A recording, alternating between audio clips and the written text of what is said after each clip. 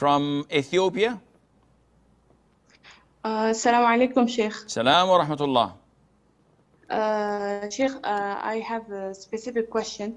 First, I met one friend who is an ex-Muslim, and I asked him the reason why he converted his religion. And he said to me that he was living with his parents in Saudi Arabia, and his father got executed because he changed his religion or converted it. And I asked him for a proof, and he really shocked me by showing me a hadith that was Ali radiallahu anhu. He burned some people because of them converting their religion. And in fact, it is Sahih Bukhari. And I wasn't able to answer anything. And I told him just to wait, to just, refer about this hadith. If there is anything that I can tell him about it, and make a clarification also for myself. First of all, Sarah, you have to be careful in what you ask in public, because you may earn all the sins that misconceptions may cause in people's heads because of your question. So you have to be careful in what you say in public. Is it going to benefit other Muslims or not? Maybe you're genuinely asking to know, but you don't know whether this would confuse others or not.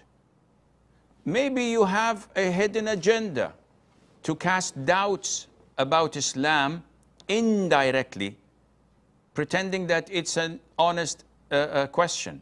This is in Allah's hands. Nevertheless, I will answer you. Number one, the hadith of Ali, may Allah be pleased with him, burning people because they converted their religion is not true. Ali, may Allah be pleased with him, fought with people who said to him that you are the creator of the heavens and the earth. You are our Lord that we worship. So they did not make him a prophet. They did not make him a saint.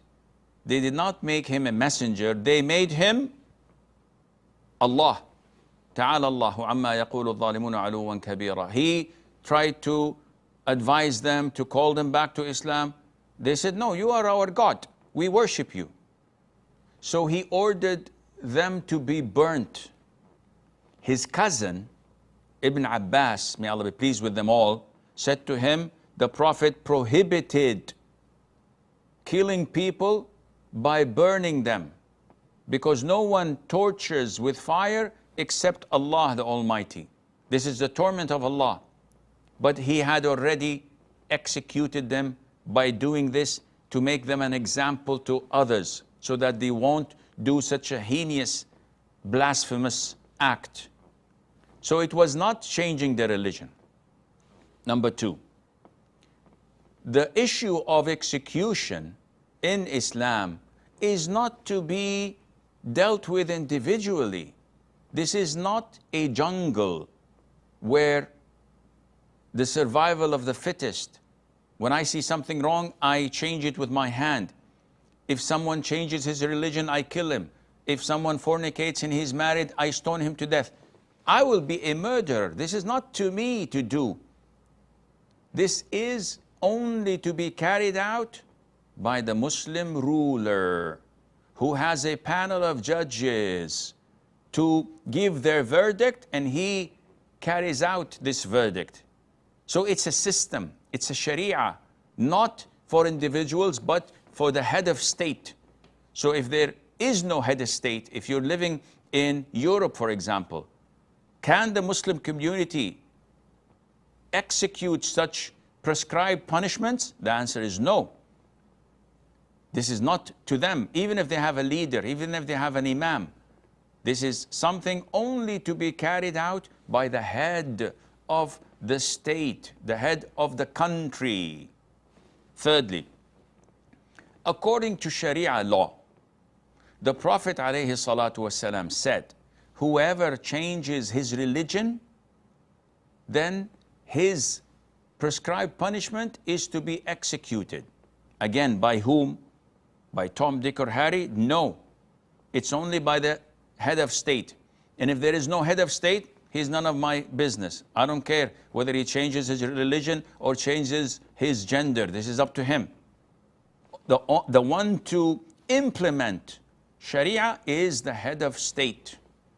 So whoever changes his religion from Islam to another religion in a Muslim country, according to their laws and to their Sharia and to the Muslim court, a panel of judges sit with him, try to convey the message and how dangerous this is and what will happen to him.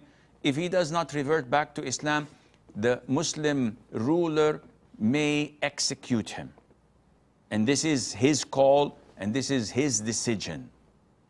So, number 4, how is it possible for a Muslim like yourself to take a friend who was an ex-Muslim, someone who curses your religion, someone who's trying his level best to take you out of Islam with him, whether you are willing or not, I don't know, but I'm assuming that you're not. That's why you're calling me.